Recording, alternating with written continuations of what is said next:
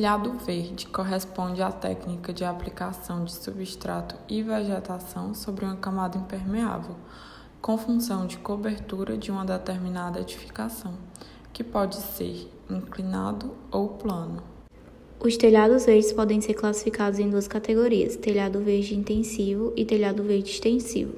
O telhado intensivo exige maior manutenção e geralmente está associado a terraços ajardinados, necessitando de mão de obra qualificada para sua manutenção.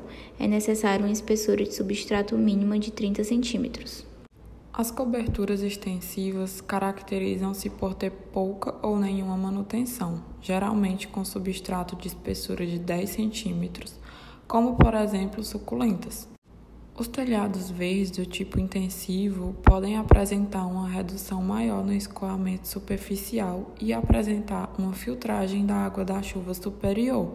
Entretanto, esses sistemas apresentam carga superior, além dos custos e manutenção serem mais elevados. Os telhados verdes possuem uma composição básica que o caracteriza: estrutura, impermeabilização, drenagem, substrato e vegetação. Entretanto, os materiais empregados para cada uma dessas camadas podem variar, influenciando em seu desempenho e seu impacto ambiental e o ciclo de vida. É necessário analisar as cargas sobre o mesmo quando este se encontra saturado, calculando o peso da drenagem, substrato e cobertura vegetal. Por exemplo, um telhado verde com 10 centímetros de espessura pesa aproximadamente 100 kg por metro quadrado. Para a composição do telhado verde, são necessárias algumas camadas que lhe garantem sustentação, impermeabilização e eficiência no seu funcionamento.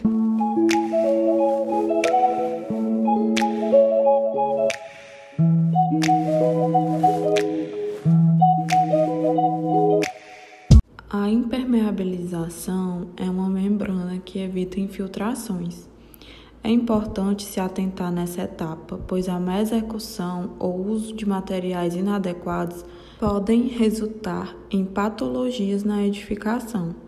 Existem dois tipos de formas de impermeabilizantes: os flexíveis e os rígidos. A forma mais difundida de impermeabilização para lajes de concreto armado é a manta asfáltica. Para sistemas de chapas de madeira, pode ser usada a manta de polietileno de alta densidade ou a borracha líquida. Conforme a norma, o escoamento superficial das superfícies impermeabilizadas devem possuir uma inclinação de 1% na direção do ralo. A camada de drenagem ela encaminha a água para o dreno, para que o solo não fique completamente saturado. Os melhores materiais a serem utilizados são os mais porosos, que possuem a capacidade de absorver a água, por exemplo, a argila expandida. Existem também as membranas anti-raiz, que garantem a proteção da estrutura contra a ação das raízes.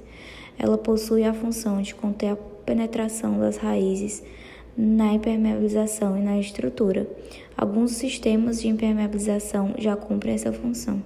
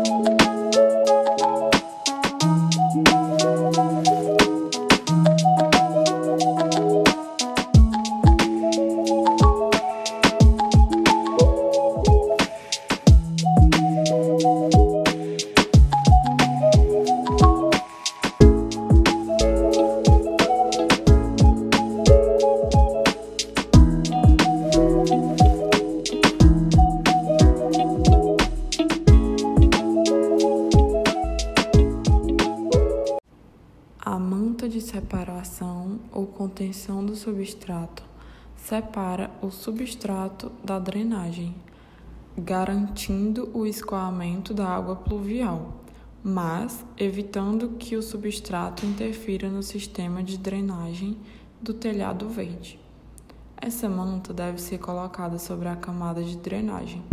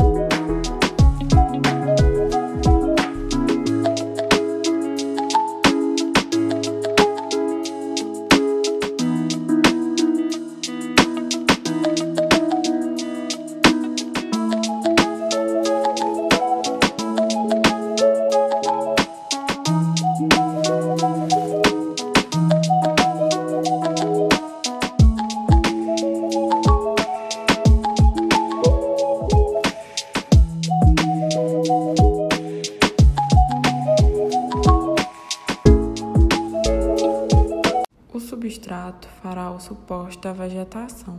Essa camada supre a vegetação de nutrientes e água.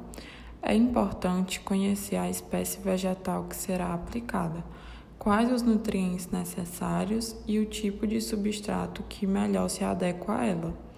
Substratos muito ricos em nutrientes podem ser negativos, principalmente para telhados verdes extensivos, pois o excesso de nutrientes pode acarretar em um rápido crescimento da vegetação, além de ervas daninhas, aumentando a necessidade de manutenção.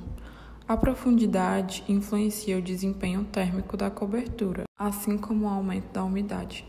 A camada de vegetação é definida em conjunto com as demais camadas. A escolha das vegetações deve levar em conta ainda alguns outros fatores: resistência à seca, resistência ao frio, a altura de crescimento da vegetação, sendo necessário avaliar o clima, a incidência e a orientação solar, os ventos, média de temperatura, precipitação local e temperatura média.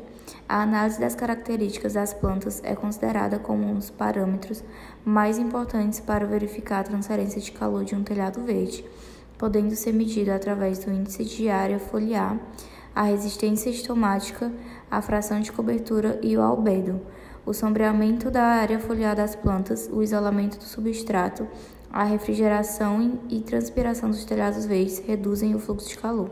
As vantagens do uso do telhado verde estão relacionadas ao isolamento térmico, à conservação de energia, à proteção da edificação quanto aos raios solares, à proteção de oxigênio, à absorção do CO2 e à filtragem de ar, à redução das ilhas de calor e da amplitude térmica, e os sistemas de drenagem são mais eficazes. As desvantagens desse sistema são o custo da mão de obra e da manutenção, a grande burocracia e o uso da água de forma abundante em climas com baixa pluviosidade.